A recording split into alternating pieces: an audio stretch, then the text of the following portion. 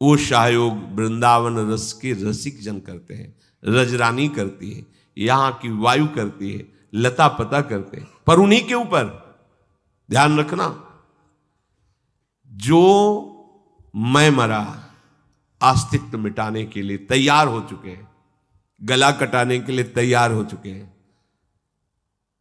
यहां सर्वस्व भाव केवल गोरे चरणारविंद में, कहीं कोई अन्य, कोई आश्रय, कोई बल बिल्कुल नहीं। एक बार एक पद श्री जीव गोस्वामी जी के पढ़ने में आया। ऐसे पढ़ रहे थे तो एक पद देखा, सखी हो श्याम रंग रंगी, पूरा पद देखा गदाधर भट्ट जी का। ओ, यहां हमने कभी नाम तो सुना नहीं गदाधर भट्ट का, अर्थात हमारे ब्रजमंडल के अंतर्गत तो है नहीं, तो श्याम रंग में कैसे रंगे? बिना ब्रजरज का सेवन किए, स्वामिनी जी के चरणों का आश्रय लिए, रसिकों का संग किए, कोई श्रृंगार रस में कैसे रंग सकता है? ये श्रृंगार रस, कांता भाव रस कैसे रंग सकता है? साधु समागम सत्य करी, करे कलंक बिछोह, परशुराम पारस परसी, भयो कनक ज्यों लोह। ये बिना पारस के स्पर्श के लोहा सोना कैसे हो गया? हो ही नहीं सकता। साधु समागम, रसिक जनों का संग, ये पारस संग है। अगर आप अपना अस्तित्व रखते हैं तो ये कलंक है इस शरणागति में। यही समझ में नहीं आ रहा, बड़ा विचित्र माया का जालक।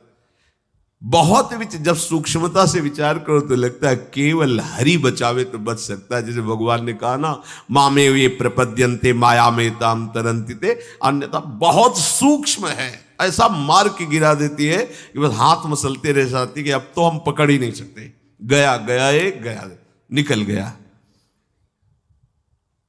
ये कलंक है शरणागति में। अन्य किसी भी तरह का बल, चीख चीख के कह रहे सावधान हो जाओ, जीवन व्यर्थ चला जाएगा। कोई भी अन्य आश्रय मत लेना। कुछ भी अन्य आश्रय लिया तो आपका मार्ग बदल जाएगा। बस एक भरोसू, एक बल, एक आस, एक विश्वास अपने आराध्य देव के चरणों का।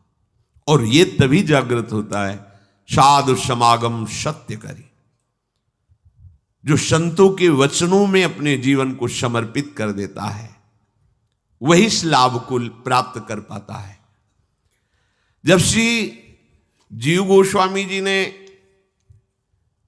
कि बिना अनन्य प्रेम के श्याम रंग में रंगा नहीं जा सकता, और अनन्य प्रेमियों के संग के बिना अनन्य प्रेम आता नहीं। विद्वान की लेखनी अलग होती है, प्रेमी की लेखनी अलग होती है।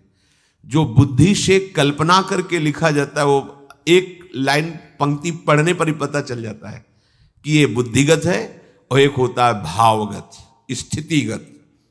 महापुरुषों के जितने भी पद हैं, जो बाणियां हैं, ये बुद्धिगत नहीं है, ये स्थिति है। वो देख रहे हैं, वो देख करके उससे लिख रहे हैं। गदाधर भट्ट जी का पद बता रहा था कि वो हैं, उसी में हैं, वो रंगे हुए हैं, तो ऐसे कैसे रंग सकते हैं? अनन्य प्रेम ये दुर्लभ वस्तु है, सबसे दुर्लभ वस्तु है। कागभूषुंड जी पर जब भगवान श्री राम प्रसन्न हुए तब कहा, जाओ विज्ञान सहित परम बोध ज्ञान को तुम प्राप्त हो, और बहुत वरदान दिए। कागभूषुंड जी शांत रहे, फिर कहा, प्रभु ये तो सब हमारी कोई चाह ही नहीं थी, हमारी जो चाह है वो आप कृपा करके दे दीजिए। क्या? बोले अनन्य भक्ति। भगवान अपने मुख से नहीं बोले थे अनन्य भक्ति, छुपाते हैं। कागभूषुंड बोले बहुत चतुर हो तुम, अनन्य भक्ति आ गई तो ये सब लड़का बच्चा है, ज्ञान वैराग वैभव सब।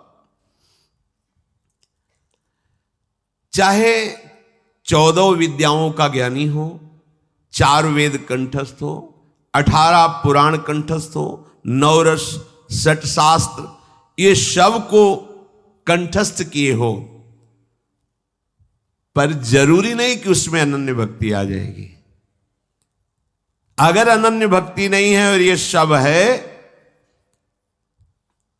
इसमें जो वर्णन कर रहे हैं, अनन्य भक्ति नहीं सब है, तो ये सब व्यर्थ हो गया। उसकी बुद्धि ऐसी है जैसे गधे की पीठ में ईंट लाद दो या स्वर्ण लाद दो या वेद रख दो, उसको भार से केवल मतलब है। इसी भाव को गोस्वामी जी कह रहे हैं, जोग कुजोग और ज्ञान अज्ञानु, जहां नहीं राम प्रेम प्रधानु। यदि प्रेम लक्षणा भक्ति का जागृत नहीं हुआ तो वो योग कुजोग है, वो ज्ञान अज्ञान है। जिसके हृदय में अनन्य भजन नहीं आया, अनन्य भक्ति नहीं आई, उसका जीवन चाहे जितना बड़ा भी बता, सब वेद पुराण सब कंठस्थ हो तो कह सकते हैं बहुत ज्ञानी है। एक बार पूज्यपाद सिउड़िया बाबा जी महाराज गंगा किनारे भ्रमण कर रहे थे, तो कानपुर के आगे एक जगह भागवत हो रही थी, वो योग वासिष्ठ पर प्रवचन कर रहे थे। बाबा भी बैठ गए, उन्मत्त वेश में रहते थे।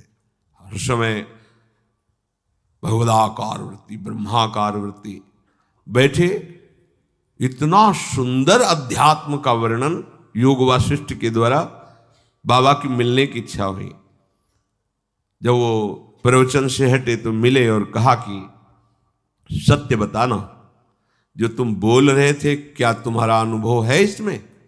तो उनका नहीं महाराज, मैं तो केवल शास्त्र का ज्ञान वर्णन करता हूं, मुझे इसका स्वाद नहीं मिला है। हाँ ठीक है, पर पूर्णता तो तभी होगी ना जब आप इसका अनुभव करोगे। बोले हम गृहस्थ हैं, प्रवचन करते हैं, अपने संयम नियम से रहते हैं, जीवन यापन हो रहा है, पर ऐसा अभी तक लक्ष्य ही नहीं बना कि मुझे तत्वबोध करना है। तो पूज्य बाबा ने कहा कि जरूरी नहीं है कि वो शास्त्र का ज्ञान रखने वाला है तो ब्रह्मबोध हो ही गया है। जरूरी नहीं कि 18 पुराणों का वक्ता है तो उसे अनन्य भक्ति प्राप्त है, नहीं। हो सकता है कि वो शब्द ना बोल पा रहा हो पर अनन्य भक्ति से छका हो सकता है वो बोध की बात ना बता पा रहा हो लेकिन तत्वबोध को प्राप्त हो। खास बात है प्रभु के चरणारविंद की अनन्य भक्ति का हृदय में आना। जब ये श्री जीव गोस्वामी जी ने इस पर विचार किया, सखी हो श्याम रंग रंगी, आहा देखी बिकाए गई वह मूर्ति, सूरत माही पगी सखी हो श्याम रंग रंगी, संग हु तो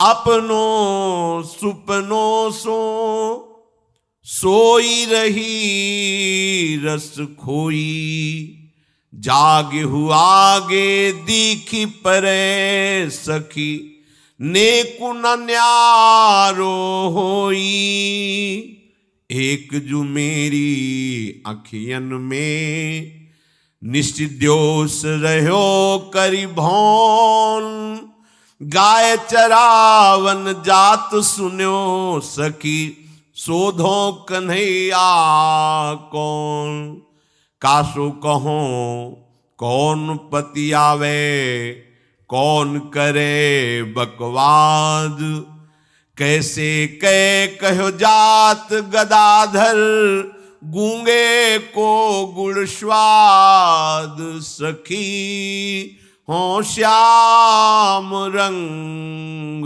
रंगी। श्याम रंग रंगी पद सुन के गोसाई जीव, पत्र दे पठाए उभय साधु वेगी धाय के, रैनी बिन रंग कैसे चढ़्यो अति सोच बढ़्यो, कागद में प्रेम मढ़्यो तहां लेके आए हैं, पुर ढिंग कूप तहां बैठे रस रूप लगे पूछबे को तिन्हि सो नाम ले